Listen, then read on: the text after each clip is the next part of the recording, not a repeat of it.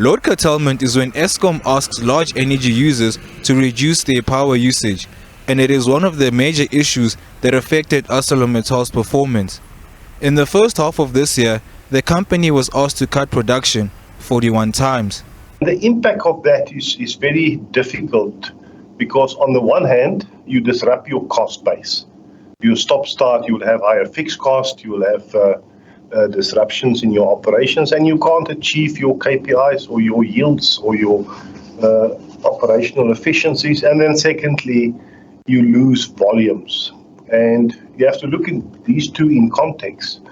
As if once you affect your cost base, that additional volumes is actually expensive.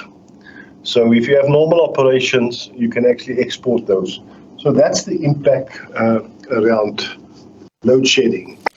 Another issue facing ArcelorMittal and other companies is cable theft, where companies have to increase their spending on beefing up security.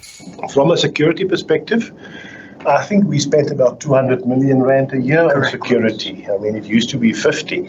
So firstly, we have, like every other company or Eskom or them, we've got a tax on our premises from a cable theft perspective on a daily basis, every day.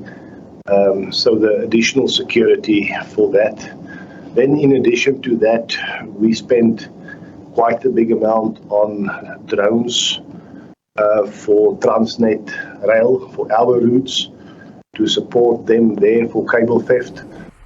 The company reported a headline loss of 448 million rand, and its fixed costs were up 3% to 3.5 billion rand. And it is attributed to the salaries they pay, which they say is something they need to change. Within the steel industry domestically, we are paying substantially more than others. There's historical reasons for that, and it's something that cannot continue, especially in a high inflation period and where your wage bill is 3.5 billion rand a year. So what we plan to do in there is over time gradually reduce some of the issues that crept up in a long time. You're paying scarcity allowance for people that's not scarce. That's a 1% of your wage bill, and so on. So we've got a 3-year program to address all of that and as a responsible manner as possible.